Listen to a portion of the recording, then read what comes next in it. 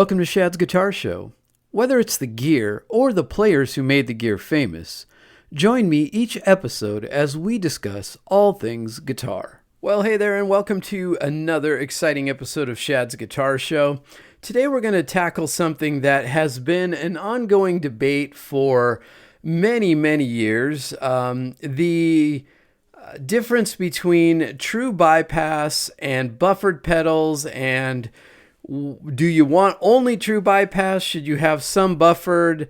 What's the difference? Why does it matter? And I'm sure this one is going to elicit some heated controversy, because this is a topic that's been kicked around on internet forums for a long time. But we're just going to dive into it and at least learn what the differences are, because we, as players, sometimes formulate opinions based on the general consensus, and that may not always be right. So let's learn exactly what buffered versus true bypass means and decide for ourselves which one is correct for us.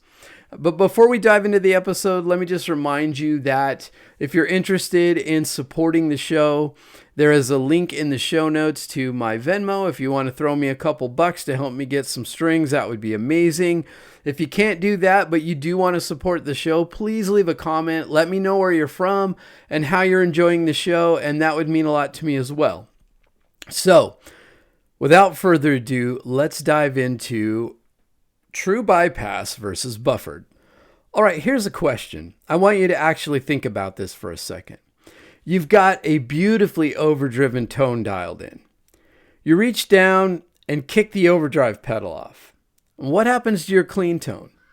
Most of you are going to say, well, it goes clean. And yes, obviously, but what I'm asking is, does it go your clean? The clean you get when you plug straight into the amp?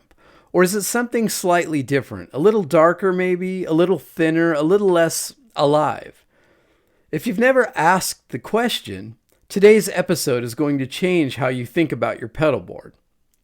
We're talking buffered versus true bypass. What's the difference?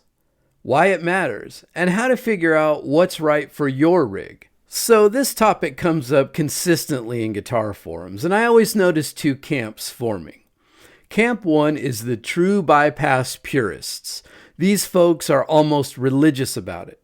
True bypass or bust, no coloring of my signal. My tone is sacred. Camp 2 is the buffered believers.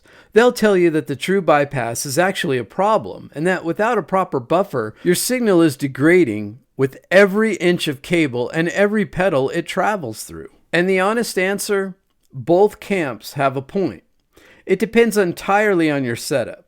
So instead of picking a side, what I want to do today is actually explain the physics so you can make the best decision for your rig. So let's start from zero. When a pedal is switched off or bypassed, you want your guitar signal to pass through it as if it wasn't there at all. That's the goal. But the question is, how does the pedal route the signal when it's off? There are two main answers to this question: true bypass and buffered bypass. So let's define those. In a true bypass pedal, when you kick it off, the signal is physically rerouted around the pedal circuitry by a mechanical switching system, typically a 3PDT triple pole double throw switch. The input and output jacks are connected directly. The electronics are completely out of the signal path. It's as close as you can get to the pedal not existing. Now, in a buffered bypass pedal, the signal always passes through a small buffer amplifier, even when the pedal is off. The buffer is a simple unity gain circuit. It doesn't add volume or distortion. Its job is to change the impedance of your signal before passing it on. The actual effect, fuzz, chorus, whatever, is bypassed, but the buffer remains in the circuit. To truly understand why this matters, we have to talk about impedance. And it's actually pretty intuitive once you see it. Your electric guitar puts out what's called a high impedance signal. Think of impedance like resistance to a signal flow. A Stratocaster output, those single coil pickups, might have an output impedance of around 5 to 10 kiloohms. A humbucker guitar, a bit less typically, but still in the high range. The signal your guitar makes is strong but delicate. It's sensitive to what it encounters. Now imagine running that signal through a very long cable. Cable has capacitance. Essentially, the cable acts like a tiny capacitor that bleeds off high frequencies the longer it gets. This is why a guitarist plugging into an amp with a 10-foot cable sounds different from one using a 30-foot cable. The longer cable is literally eating your treble. So this is the entire argument for buffers. Once your signal has passed through a good buffer, subsequent cables and true bypass pedals can't hurt it. The buffer has already done the work. Okay, so if buffers are so helpful, why does the true bypass camp exist? Well, for a few reasons. First, bad buffers are a real thing. Not all buffer circuits are created equal. A cheaply designed buffer can add noise, change the feel of how your guitar responds, and subtly color the high end of your tone. If someone had a bad experience with a cheap multi-effect unit running a junky buffer, they're going to associate buffered with tone sucking. And based on their experience, they're not wrong. Second, and this is a legitimate one, some effects actually need a high impedance input to work properly. The classic case is the germanium fuzz face. These old school fuzzes, the Dunlop fuzz face, the Fulltone 69, things built on that circuit were designed to see the high impedance output of your guitar directly. Put a buffer in front of one and it clips differently, often loses that blooming, splatty quality people love. It can sound tighter, but way less interesting. Germanium fuzzes famously want to be first in the chain before any buffer. And third, for small rigs, it might just not matter. If you have 3 pedals and a short cable and you're plugging into a high input impedance amp, true bypass is fine. You're not losing anything significant. Now let's talk about the buffered side, and specifically when you really need it.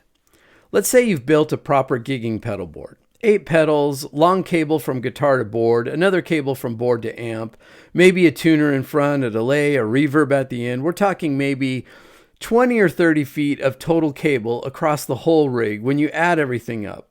And many of those pedals are true bypass. So what happens? When those true bypass pedals are off, your signal runs through those mechanical switches. And those switches add to the total capacitance of your signal chain. Each true bypass pedal that's off is basically another small length of cable from your signal's point of view. By the time you've got 8 true bypass pedals all off simultaneously, you've effectively added a lot of cable equivalent capacitance, and your high frequencies are being rolled off noticeably.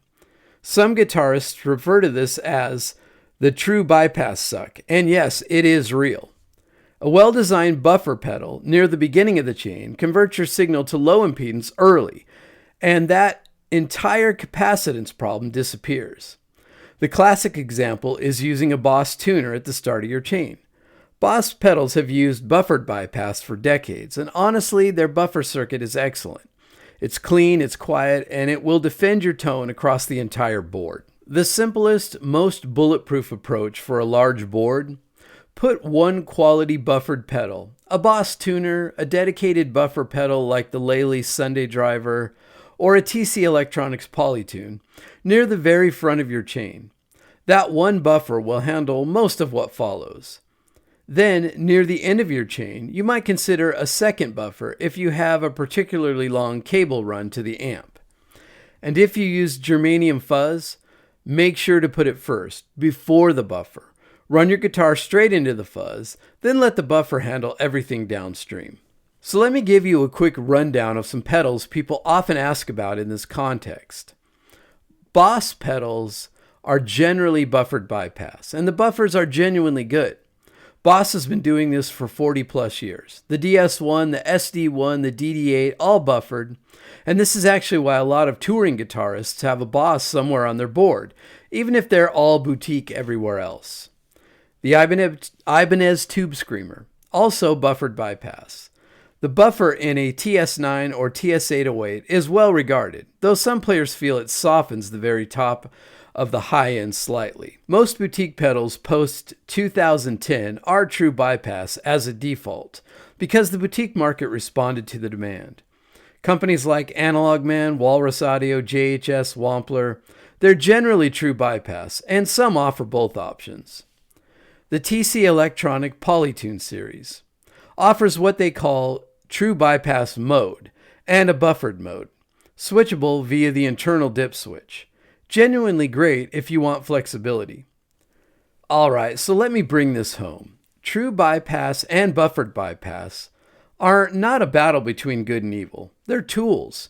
True bypass gives you absolute signal purity in ideal conditions, while buffered bypass protects your signal in complex real-world setups. The best pedal boards usually offer a mix of both.